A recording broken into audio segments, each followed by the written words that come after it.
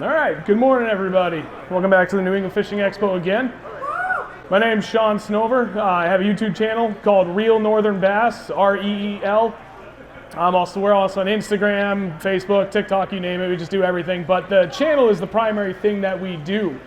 And the whole focus of it has always been just kind of pay it forward. Myself and my friend Andrew, which I don't know where he is, but I know he's filming over somewhere down there. He is way in the back. It's the two of us, and everything we try and learn, we're trying to gear towards trying to pay it forward, help others learn specifically about what it's like fishing in the Northeast, because it's a lot different from most of the information you can find online. Our forage is different, different types of bodies of water we have is different. We have to deal with ice for however many months of the year, so it's a different approach. And we've figured out a way to make it work. We can communicate it, people understand it. I've had a lot of people say they've learned a lot. That's the gist of what we do. One of the things we've worked on really well, which I'm here to talk about today, is ice out bass fishing. It was one of the things we struggled with up until about 5 years ago, was that really, really cold water, especially in the spring, which, actually right now around here in Mass, a lot of Connecticut, there's still a lot of open water, but it's cold. And we're gonna get closer to the same kind of conditions you will find in New Hampshire, Maine, Vermont, where you're all of a sudden gonna start getting ice out.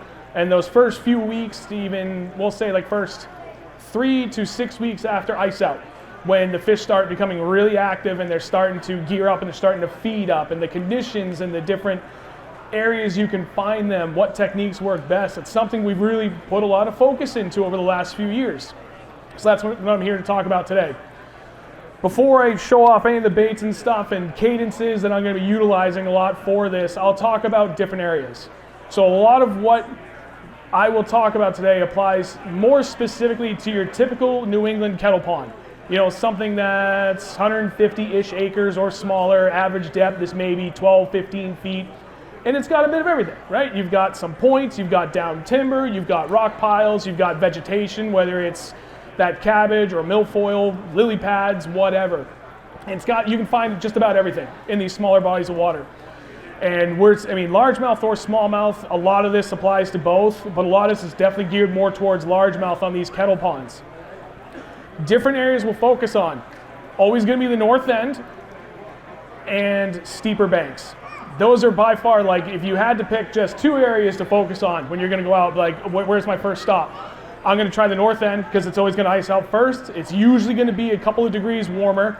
And then we're going to look for the steepest banks. We're going to look for isolated rock piles, either just at the bottom of steep banks or just off of the side of it. And the reason for that, the bass and the bait want to migrate to the warmest water that they can find. Even if it's only a degree difference, you will find a higher concentration of bass and bait in these areas. And specifically around steeper banks, you've got nice quick transitions. Everybody knows what New England is in the spring. That weather is all over the place. One day it could be 60, 65, 70, 30 degrees. Those fish want to be able to make quick transitions from that nice, warm, happy, shallow water back down to deep when we get a couple of those random cold nights early on in the spring. So that's why those steep banks have always been such a key area for us to focus on. They can make those quick transitions instead of, they might have a beautiful spawn flat on one of your favorite ponds, but it could be 300 feet away from your typical deeper water in that body of water. So they're going to find somewhere where, maybe you've got a nice flat shelf that's 3 feet deep and it's pretty expansive. I don't know, maybe 20 feet by 80 feet. But then right off the edge of it, it drops down fast down to the average deepest of that lake, right? 10, 12 feet, whatever it may be. That's a key area. They've got a big area where they can be up shallow on those warm days. We start getting those nice spring days, but they can just quick backtrack and get down deep if we get our usual typical New England junk weather, right? All of a sudden, it's like, oh, beautiful, it's been 70 degrees for 4 days, and oh, look at that, it's gonna be snowing the next day. So they need to be able to make those quick transitions. So that's kind of in a nutshell, areas that we're looking for. Rock piles are always good. It's hard structure, it's consistent structure. Same with timber, and the thing about timber, especially in the spring, is it warms up faster. The sun hits it, it retains heat better, and it will stay warmer. So all the bait fish move up on that, and the bass are just constantly following the bait fish. So that's areas. As for bait, there's a whole host of things that we do, and they all work phenomenal. As we go from, say, fall into winter, I am constantly downsizing my presentation. I'm gonna go smaller and smaller and smaller. There's days where they'll still eat something big. Well, Andrew was a great example. He still catches fish on the Depths 250. It's a 10-inch glide bait. And he's been catching fish on that even in November. But typically, you're going smaller. In the spring, we're going the opposite direction. We're going bigger. I'm going to throw much more often a traditional jig, full skirt, big trailer, like Strike King Rage Craw. That's about a 3.5, 3.75 inch trailer, and I won't trim any of it down. I'm going to leave it full size, max size, and I want them to see a meal. As the water's warming up, even if it's slightly incremental, they want a bigger meal more often than not. So that's my default. That's what I'm going to go do. For cadence, if we're talking about jigs specifically, I'm going to start working it pretty fast. Those first 2 weeks of ice out, maybe 3 weeks of ice out, I'm going to go pretty slow. I'll wait anywhere from 3 to 10 seconds. I'll start about 3 to 5 seconds. I'm impatient. I like to fish fast. So I'm going to go as fast as I can. And if that's not working, I will slow down from there. But I'm going to go 3 to 5 seconds, and I'm going to work it a lot more aggressively, where I'm not necessarily trying to hop this thing a couple of feet, but I'm going to keep it. I'm going to kind of try and bounce off the bottom. I'm going to try and get a couple of inches out of each hop, and I'm going to be pretty constantly moving it. And I will also alternate. A lot of what we do in the spring, jigs, everything else I'm going to show, it's a lot of alternating in what you're doing. My default for jigs, I'm going to kind of hop it, work it fast. That's the second day in a row I got hung up on a jig in here. But then I'm going to just keep working around. I'm going to hop. If I find hard structure like that, pause. Especially work in an area where we're working around scattered rocks, bigger isolated boulders. I'm going to get it up around there, and that's where I'm going to slow down in kind of these key areas that they might be ambushing from. And once I can feel I'm kind of past it, then I'll kind of go back to going a little faster. I'll go from hopping, drag it a little bit, a little kind of close so it's a little harder to drag, and I'll just kind of keep working it at that pace. That's jigging in a nutshell. Again, I'm going to start a little bit faster, I don't know, 3 to 5 seconds on the bottom. They're going to move it. I'm going to move it maybe a foot to 2 feet at a time, and then I'm going to slow down.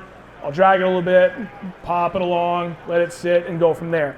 Jig has always been, and probably always will be, my confidence bait. It is one of the best cold water things up here, aside from a jerk bait, but you're talking bottom contact. It's really hard to beat just a regular skirted football jig with some type of craw trailer on the back. Don't overlook a swim bait too, but I find I have more success with a craw type trailer in the spring. I don't have one, but the first 2 things I'm going to pick up, jig and a jerk bait, because the fish are either feeding down or they're going to be feeding on those bait fish that are suspended in the middle. I debated bringing a jerk bait. I didn't trust myself to do this in here, so I didn't bring one. If you're getting into a little bit warmer, sometimes we're fortunate here in the spring where all of a sudden we come out of the snowy weather and just overnight we get really nice, hot, warm weather, and all the lakes and ponds that have iced out, they're going to warm up fast. And you can start fishing a lot more aggressively than you might think. Bladed jig is where my next go-to is going to be. I specifically prefer the jackhammer from Z-Man, the Evergreen jackhammer. The main reason behind that, the blade style on this, and this is that, I just cut the skirt off. With the style of this, it starts vibrating at extremely slow speeds. It takes like nothing to get this going. The original Z-Man chatterbaits, they take a little bit more oomph and speed to get them going and feel the vibration. Jackhammer doesn't take much. Gets going quick, and you can keep it vibrating and doing what it's supposed to, hunting, being erratic at really low speeds. I will have 2 rods set up when I do this. One, this is kind of like my I'm swinging for the fences setup. This is the Miyagi from Beast Coast Fishing. It's a 4 3/4 inch swim bait on a naked bladed jig. That's a big meal. And I will even throw it with a skirt if I really want to throw them a giant meal, but even something like this, really simple, works exceptionally well. Or I'll throw something more traditional where I will throw just a regular skirted bladed jig with either a swim bait on the back. I do not like Kytex for this as much as other baits. Those ribbed swim baits tend to kind of get blown out behind the blade, specifically on a jackhammer. It's not bad, but it's not my first choice. I will use something like the Reaction Innovation Skinny Dipper. It's a much more smoother, streamlined swim bait. It doesn't get caught up in the turbulence, for lack of a better way to put it, behind a jackhammer. This is my search bait. If I know we've got some good warmer weather and they're moving out of that deeper water, and I know, okay, I've got 3 straight days of beautiful weather. They're starting to push up into those larger, shallower areas that are 3, 4, sometimes even like 5 or 6 degrees warmer than the rest of the lake. This is going to be my search bait. And I will throw it a little differently from everybody else in the sense that a lot of people think you need to throw this on fluorocarbon. Reason for that, there's vegetation pretty much anywhere you go in anywhere in New England. And one of the best ways to get bit on this is in that sparse vegetation that they're swimming around. They'll get kind of hung up on it and you pop it out. And the fluorocarbon, everybody argues, when you go to pop it out, it doesn't come rocketing out of that vegetation. I like throwing braid with a 3/8 ounce head. I can really slowly crawl that. And the moment I feel vegetation, because I have braid, 0 stretch or near 0 stretch, I can just kind of pop my wrist and it will pop out of that vegetation and it still won't go skyrocketing out, but I can continue to retrieve this very, very slowly. And with that 0 stretch of the braid, I get instant, constant feedback. So even when I am crawling it,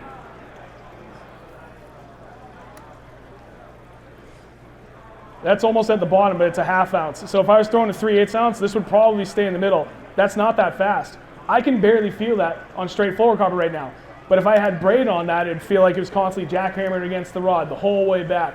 You can throw a leader on it if you want. The thing we found, vast majority of the cases in spring don't even need it. They're not line shy, which is great. It is exceedingly rare where it's like, okay, I didn't get bit because I was throwing braid, and we know that because Andrew will be in the back of the boat throwing straight fluorocarbon. He'll be, 5, 6, sometimes 10 or 15 fish ahead of me on the day before I realize, that's literally the only difference what we're doing. But more often than not in the spring, you don't got to worry about it.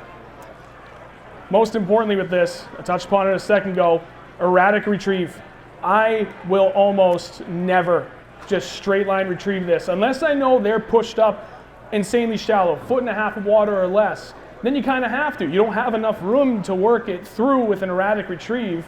There's just not enough time for it. It's going to want to continue to get bogged down.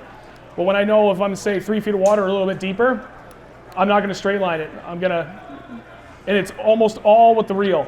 I'm going to kind of straight line, speed up, kill it, slow, speed up, and it's going to dance a lot. And it's weird because when you think about what it's doing, it doesn't look natural. I mean, when you see a fish that kind of like swims all jittery and stuttery, but what it's doing is with that erratic hunting action, it's catching the attention of the fish. And especially those quick reels, those quick fast reels, or when you get hung up in a little vegetation and you pop it out real quick, it just triggers that instinctual reaction out of them. But then working in those quick, slow, like really, really slow reels, or just straight up killing it for just a 1/2 second, that's what gets them to close that final gap and eat it. We have had dozens of days in the spring where just straight lining it, nothing. And the moment we started working in a quick fast and then pause, if we didn't have vegetation to kind of naturally get it caught up in, was the reason why we were able to put 20, 30 fish in the boat in a couple of hours in March versus only a handful of fish.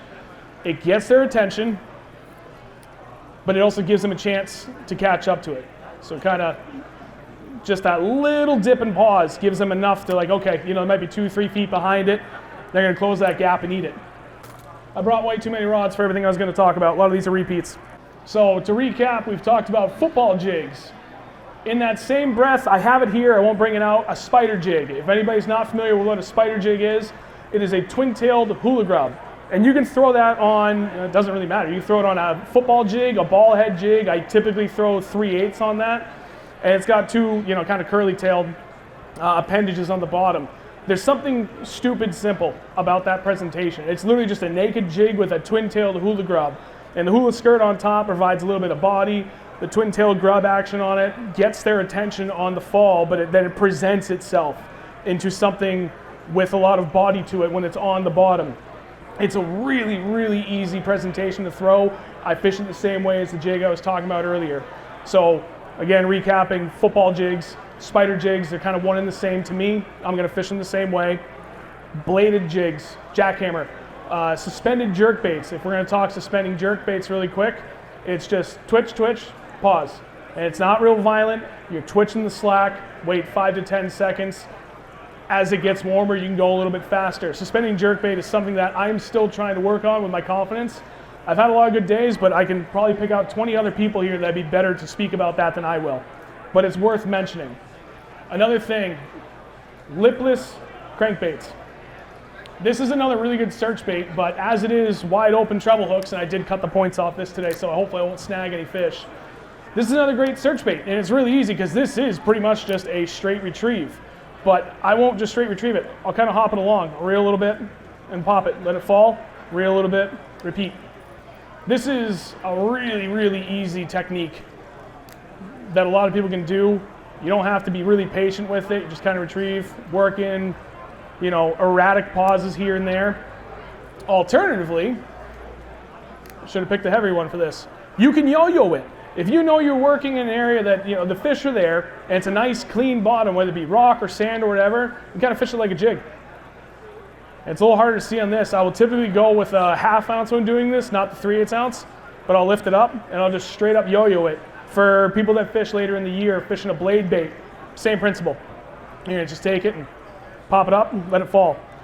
When it's on the fall, if you can try and do it, you actually want to follow it down with your line. Not so much that you're really slowing it down, but I want it to fall on semi-slack line. About half of my baits, most days, because the bite on this can be really sporadic, are gonna come on the fall. So I'll hop it and I'll follow it down. Because if they're gonna eat it, I wanna be able to feel that little tick. They don't always just slam it. It's sometimes a really, really subtle bite, and I wanna be prepared for that. But lipless crankbait, phenomenal in the spring. I try to keep my colors on everything here natural. Green pumpkins, black and browns. Black and blue is a phenomenal color, especially in stained water, and especially in really cold water. Black with a little bit of blue on the jig, on the trailer, whatever bait you're throwing is phenomenal. So other natural colors, if I'm gonna be doing a lipless crankbait, I like red. There's something about red, fire craw, for both your bladed jigs, even regular jigs, lipless crankbaits. Some days even with a jerkbait, that fire craw color fires them up, especially again on a bladed jig. So those are my go-tos, but again, I'm gonna go with more natural colors as well. Trying to think if there's anything else. That's pretty much the gist of it. We covered locations, water temps. Again, all this really applies to that first 2 weeks, like immediately after ice out, is kind of feast or famine. You're talking 3rd week into like the next 6, 7, 8 weeks, depending upon the fluctuations we get in the water. That's where a lot of this applies. Locations, again, I'm looking for steep banks adjacent to decent sized flats where you get at least a couple of feet of water. They can move up and move back down quick, but if it stays warm, they can move up and they've got a large area for them to all disperse through. Isolated rock piles, timber, anything like that, you know, those are what I would call my highest probability of success areas. Those are the spots I like to primarily focus on. But other than that, I hope you all found that very helpful, and I appreciate everybody coming out to watch and listen to me rant and ramble today. If you want to watch us, again, we're on YouTube. It's youtube.com/@RealNorthernBass. That's real like a fishing reel. You can find us on Instagram as well. It's Real Northern Bass. We're on TikTok, Real Northern Bass, FishBrain, Facebook, like you name it. And more than anything, I'm always very, very happy to answer any questions anybody has at any time. I may not always get to it immediately, but I have yet to fail to respond to a single message anybody has sent to me. I manage all over social media, so if at any point anybody wants to shoot the breeze, get a specific question about something, I'm happy to help. We don't keep secrets. We're not huge in the tournament scene, so there's nothing we have to keep to ourselves. I had help getting to where I am today, and I've always just wanted to pay it forward. And that's everything we do with the channel, and everything is just about that. Try and help everybody else become better anglers. So that'll be it. Thank you all very much. I appreciate your time today.